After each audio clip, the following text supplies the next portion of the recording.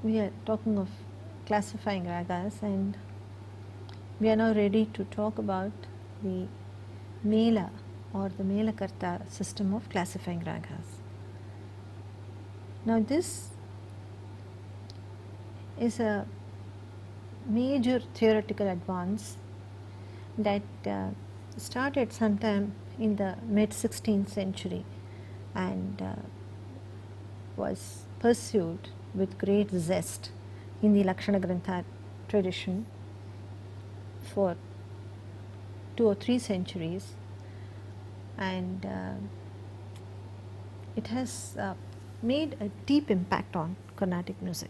This is perhaps one case of theory impacting practice. Now, what is Mela, or what is Mela? It's that the idea is actually quite simple. We are here talking of grouping ragas, of classifying ragas. Now, let us take this group of ragas. We have Arabhi, Hamsadhvani, Nadinakanti, Bilahari, Kedaram. The Aroha Avroha of these ragas are, you can see it in the slide. As you can see, they use swaras that belong to the major scale or the Dhira Shankarabharanam scale. They don't use all the swaras, but they use some of the swaras that occur in the Shankarabharanam scale. So Arabhi uses Ritu, G2, Mavan, Dhavan, Nitu. Though of course the Aroha of Arabhi does not have Ga and Ni, but still, in just if you must say what are the notes that occur in Arabhi, the notes that occur in Arabhi are the notes of the major scale. Again, the notes of Hamsadhvani. Hamsadhvani is an Audava raga, it has only 5 swaras. And it doesn't use Ma and Dha. But the Riga, Sariga, Pani, the Riga and Ni are the swaras from the major scale, the Shankarabharanam scale. So also with Nadinakanti. Nadinakanti has a Vakra form. It has there is a zigzag pattern in the Aroha Avroha itself. Sagari ma pani sa sari pa magari sa ni pani sagari ma pani sa sari pa magari sa. These are also notes from the Shankarabharanam scale. Sari ga pani sari pa gari sa. Again notes from the Shankarabharanam scale. Arabic sari ma pa da sa sari ra pa ma gari sa. Bilahari sari ga pa da sa sari ra pa ma gari sa. Kedaram Samagama pani sa sari pa ma gari sa. This is Kedaram. So now all these ragas, their structure is very different. The Hamsadhvani, for instance, doesn't have Ma, doesn't have Dha, whereas Bilahari has both Ma and Dha. Kedaram doesn't have a Dha. But in terms of the swaras that these ragas take, they can be seen as subsets, so to say, of the Shankarabharanam scale. So the Shankarabharanam scale has Sarigama Padhani, and Arabhi takes a few swaras from this. Hamsadhvani takes another set of swaras from this. Nalinakanti takes yet another set of swaras from the same scale, Shankarabharanam scale. So also with Bilahari and Kedaram. So this is the idea of Mela, that all these ragas can be grouped under the Shankarabharana Mela. That is, this is one scale, the scale of Shankarabharanam, and all these ragas can be grouped under it because the swaras that occur in these ragas are the swaras of that scale. So that is a very simple idea of Mela. So if you have a raga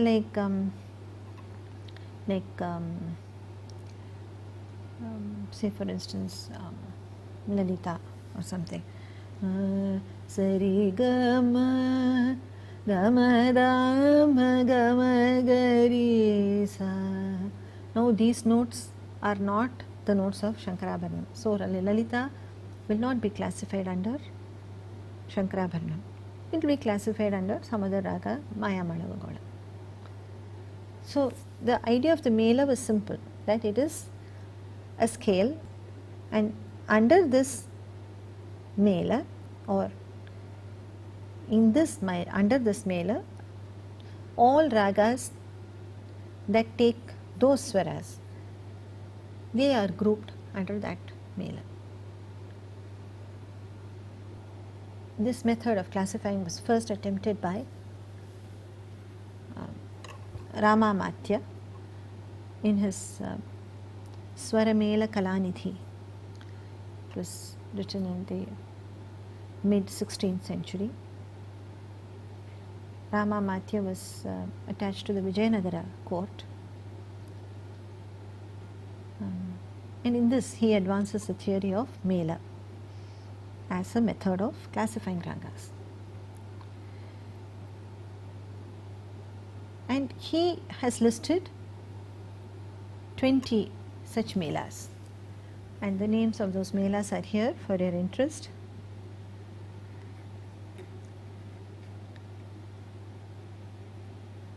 Many of these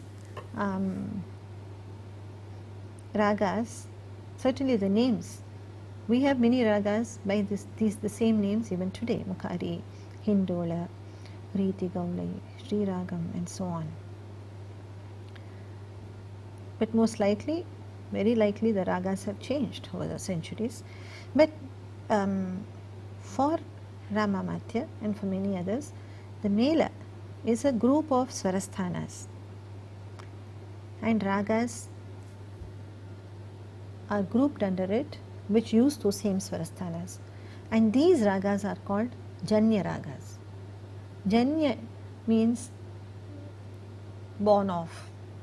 So it is almost as if these ragas are born of the Mela, but that is only a terminology. It's not as if the ragas were actually born out of this Mela. The ragas were already there. The ragas are already there, and the Mela is only a construct, a scale, which is suggested, which we suggest can be used to classify ragas. Now this idea of Mela caught on, and after him, every musicologist, every writer of any Lakshana Grantha worked some ideas of his own about this Mela, and one of the most critical figure in this endeavor, in this group of Lakshana Grantakaras was Venkatamakhin. Venkatamakhin, in his very, very well known Chaturdandi Prakashika, that is the treatise that he wrote, he comes up with a system for generating scales. How many scales can possibly generate it? That is the question. You see, as when Ramamatya set out on the path of Mela, when he suggested that Mela is a way of classifying ragas, he was concerned with the ragas that were actually prevalent. And then he suggested only those scales that were needed to account for the ragas that were actually prevalent. But soon the issue of how many melas can be generated, that assumed a life of its own, and musicologists started trying to figure out ways of figuring out how many such melas are possible without any reference to actual practice of music. That interested musicologists immensely. And Venkatamakhin's